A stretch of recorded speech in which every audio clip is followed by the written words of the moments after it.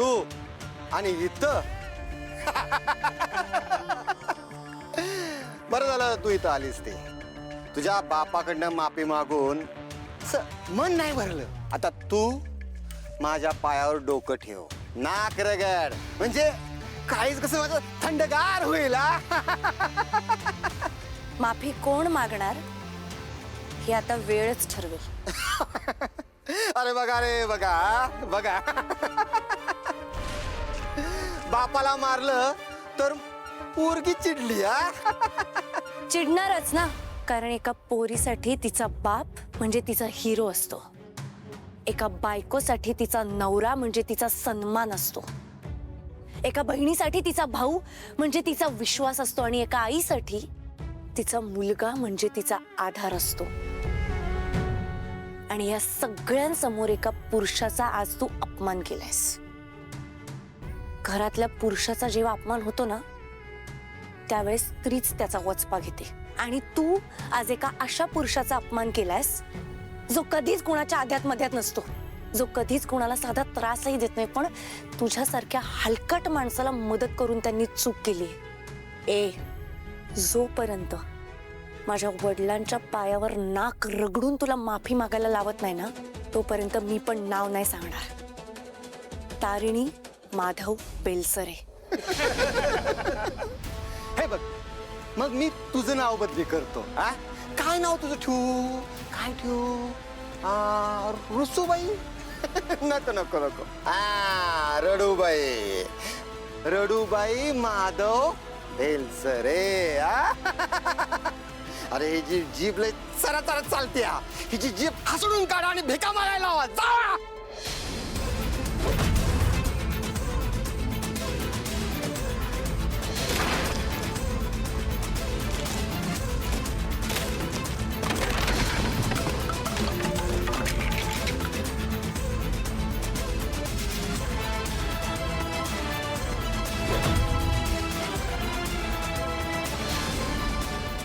ह्याच हाताने माझा आणि माझ्या बहिणीचा हात धरला होतास ना तू.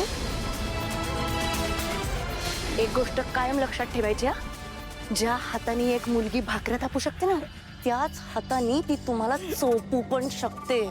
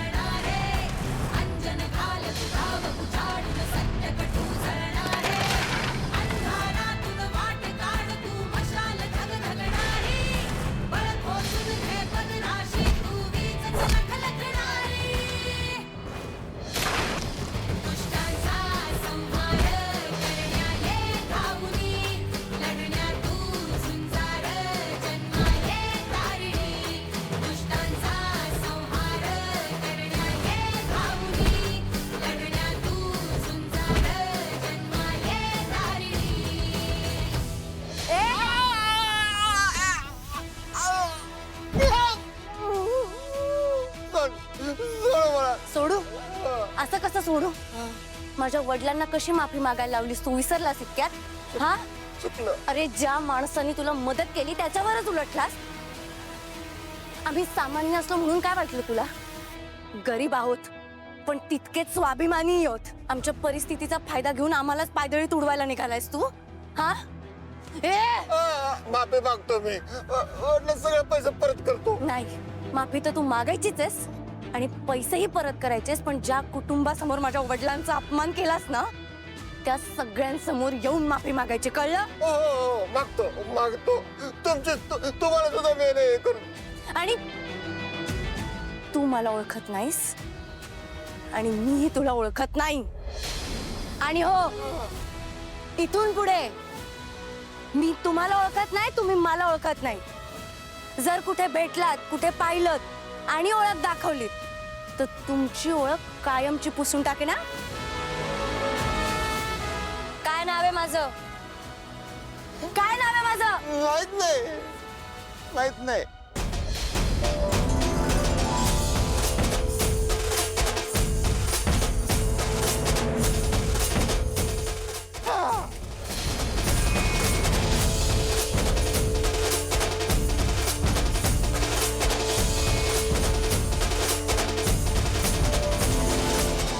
तारिणी, कुठे गेली ही मुलगी? काय माहित, खोलीतही नाहीये, तिला शोधायला गेले होते. काय करायचं हिचं हे आता? काय आहे सगळं? तसंच ठेवून गेलीये. आले आले आले ते घटस्थापनेचं सामान आणायचं होतं ना, ते आणायला गेले होते. हे काम एवढं महत्वाचं होतं का? हा, ते गुंड घरातून गेल्यापासून हा पसारा असाच पडलाय. तो कोणी आवरायचा? हा, लगेच आवरते. घे लगेच. हा,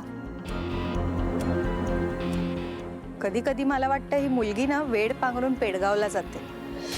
ही दिसते तेवढी साधी भोळी नाही आहे. अगं उगाच काही विचार करू नकोस.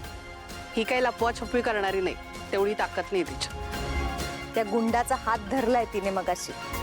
अगं तू रागात धरला, पण नंतर घाबरून हातापाया पडलीस ना त्याच्या. मित्री भागूबाई येते.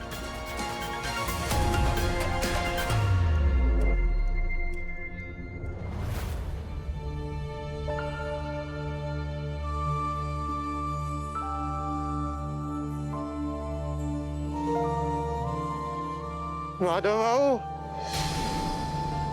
ओ माधव भाऊ, ओ माधव भाऊ, माधव भाऊ, अंदरा.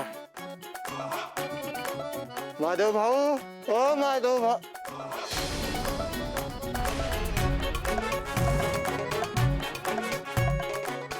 ताई, माधव भाऊनं बोलवा ना. अहो, तुम्ही का आलात परत आता? दादाने माफी मागितली ना तुमची. काय झालंय आता? सांगतो, सगळं सांगतो. ताई, बोलवा ना. बाबा, बाबा, माधव भाऊ. ए, थांब. तुम्ही आवरा. माधव भाऊ, या ना, या, बसा, या.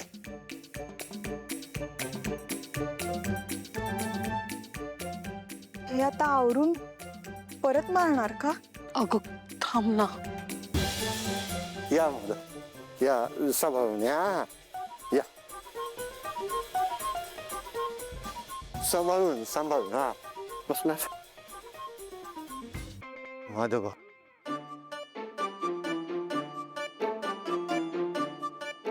माधव भाऊ, ओ माधव भाऊ, माफ करा हो मला. प्रायश्चित करण्यासाठी आलोय मी. खरंच माफ करा. मला मोठ्या भावासारखं तुम्ही मदत करायला आला आणि मी मूर्ख मूर्ख बाप मुलगी यांची माया समजू शकलो नाही. तुमच्यासारख्या देव माणसाला मी धमकी दिली, त्रास दिला. मला माफ करा. ए, पैसे.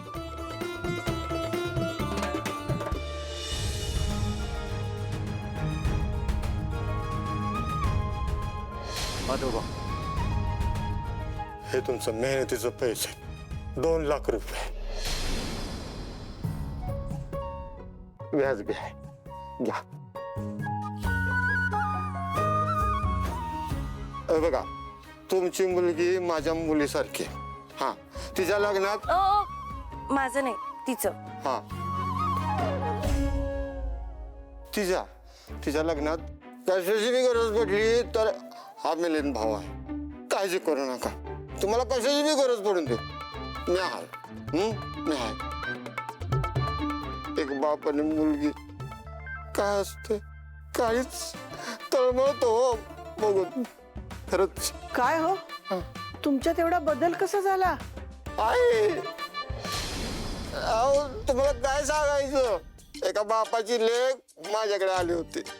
तिच्या बी बापाला आम्ही धमकी दिली होती. तिनं आम्हाला आमच्याच भाषेत समजवलं.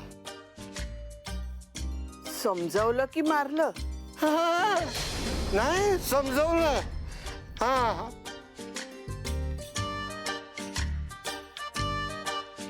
नाही पण मग हे तुम्हाला अशा जखमा कशा काय?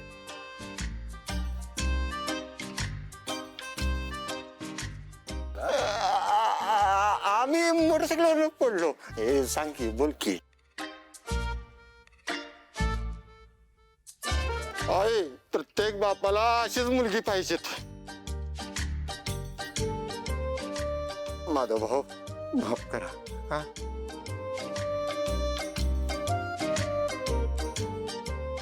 खरंच माफ. तुमचं पाय पकडतो. अहो काय करताय? अहो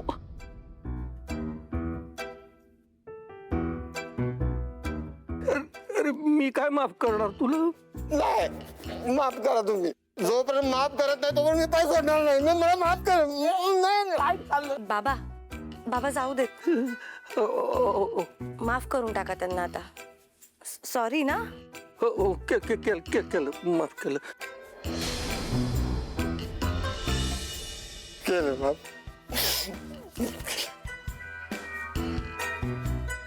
आई, ऐसे तुम्ही माफ केलं केलं केलं केलं केलं माफ. वहिनी साहेब, आंबा मी केलं माफ. साहेब, तुम्ही हा चांगुलपणा दाखवलात त्यासाठी खरंच थँक्यू. आता आलाच तर काही खाणार? नाही, नको नको नको. लग्नात येऊन खाऊ आम्ही. असं कसं?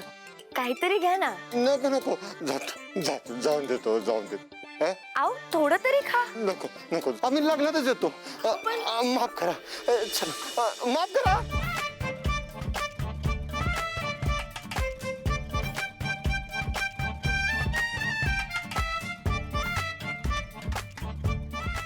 देवी तारिणी आईनच ह्यांना माणसात आणलं. देवी आई, सगळी काळजी तुलाच ग बाई. माधवा, आता तुझी सगळी काळजी मिटली बघ. हो आई. लेकीच्या लग्नाची चिंता मिटली. आता द्या ते पैसे इकडे. आपण हिशोबाचं बघूया. चला चल सावकाश सावकाश.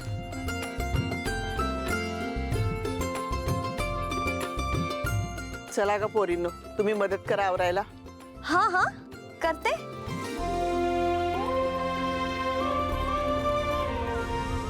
बघितलंस का, त्या मुलीनं या माणसाला माणसात आणलं. हा? आणि तू भित्री भागूबाई त्या गुंडांसमोर हात जोडलेस. ती मुलगी जर मला भेटली ना तर मी तिचे आभार मानणार आहे आणि सांगणार आहे की ह्या मुलीला अक्कल शिकव. सांगा सांग. सुमी, बघ झालं झालं. भित्री बागूबाई. नाव काय? तारिणी. गेला गेला, या बाहेर या. गेला.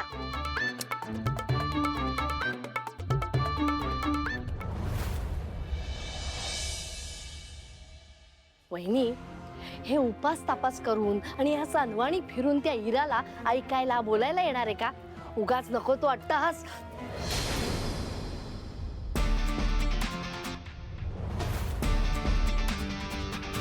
अट्टहास नाही काकू, विश्वास म्हणतात त्याला. चला का? माणूस हतबल झाला ना की त्याला विश्वास असतो की देवी 100% त्याची मदत करेल. आणि तोच विश्वास मला सुद्धा आहे.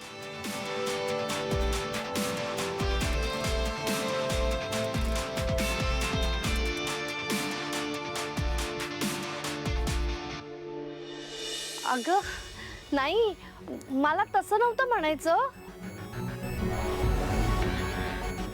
आधीच 9 दिवस कडक उपास करतेस. तुझ्या मागे व्याप कमी आहेत का? घर, इरा, ऑफिस, बातम्या सगळं एकटीने सांभाळतेस, त्यात अनवाणी. सगळं देवी आईच्याच कृपेने होतंय काकी. देवी आईच्या कृपेने एक कुटुंब सावरलं.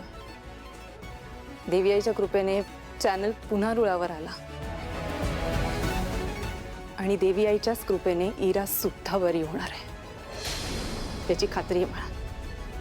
कारण एक आईची मनस्थिती एक आईच समजू शकते.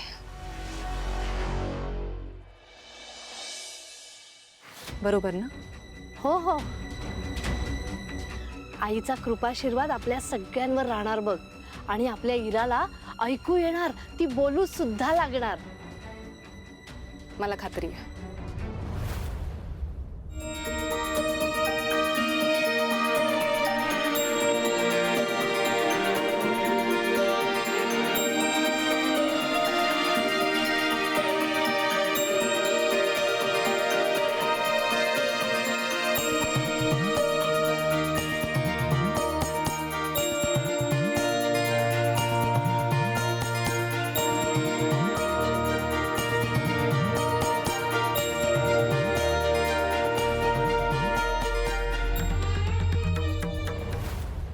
देवी जगत्तारिणी, तू साऱ्या जगताची आई. तुला आई अशी हाक मारताना फार बरं वाटतं ग. आजपर्यंत या लेकीच्या पाठीशी उभी राहिलीस, तशीच आजही उभी राहा. आज माझ्या आईचा गुन्हेगार हाताशी लागणार आहे. दुष्टांचा नाश करून जगाला तारणारी तू, आज माझ्याही प्रयत्नांना यश येऊ दे. आई, तू जे घडवून आणशील ते चांगल्यासाठीच असेल ह्याची खात्री आहे मला.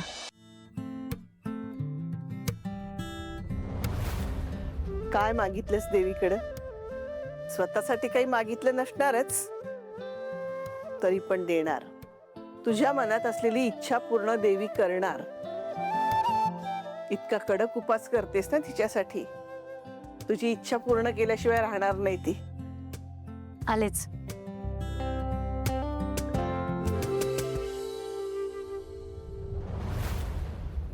राऊत काका, स्वागत आहे तुमचं. चला का पाणी आण, बसा ना. नाही मॅडम, मी फार घाईत आहे. हा, हे बघा, या वर्षी आमच्या मंडळाने दसऱ्याच्या आरतीचा मान तुम्हाला द्यायचं ठरवलंय. हा, त्याची ही आमंत्रण पत्रिका. खूप खूप धन्यवाद. तुम्ही अवश्य यायचं. आमच्या मंडळाकडून तुम्हाला आग्रहाचं निमंत्रण. खरंच हा मान आहे आमच्यासाठी राऊत काका. पद्मिनी काकू, हे राऊत काका आहेत. नवजीवन मंडळ नवरात्रीचा खूप मोठा उत्सव हेच ऑर्गनाईज करतात. अच्छा, आपल्याला आरतीचं आमंत्रण आहे. आम्ही जरूर येऊ, म्हणजे मी जरूर येईन. पण एक रिक्वेस्ट होती. म्हणजे मी दर्शनाला येणारच आहे, पण माझा लहान भाऊ युवराज, त्याचं लग्न ठरलंय. अरे वा. त्याच्यामुळे माझी अशी इच्छा आहे की युवराज आणि आमची होणारी सून त्यांना सुद्धा मी दर्शनाला आणावं. तुम्हाला चालेल ना? अवश्य. हे काय विचारणं झालं. बरं, येऊ मी आता? तुम्ही नक्की काही घेणार नाही? काही नाही. अहो, एवढी निमंत्रणं वाटायची आहेत अजून. हा, येतो मी. बरं. आमंत्रणाबद्दल धन्यवाद. बर.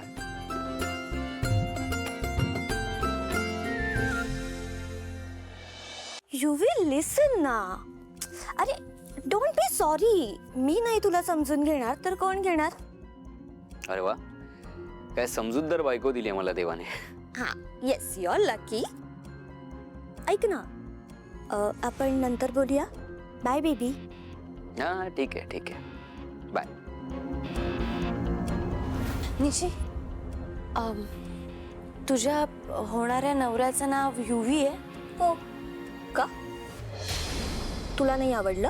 नाही तसं नाही, पण तू त्या दिवशी पण फोनवर बोलताना माझ्या नवऱ्याचं नाव युवी असेल नाहीतर काहीही असेल, नन ऑफ युअर बिझनेस. आणि तू का इतकी इन्क्वायरी करतेस? पेट, माझ्या नवऱ्याशी जवळीक साधण्याचा प्रयत्न करतेस का ग? Don't even think about it. असंही तुला तो भीक घालणार नाही. युवीशी लग्न करून मी मोठ्या घरात जाणार आहे, तू नाही. युवी फक्त माझा आहे. ओके? Excuse me.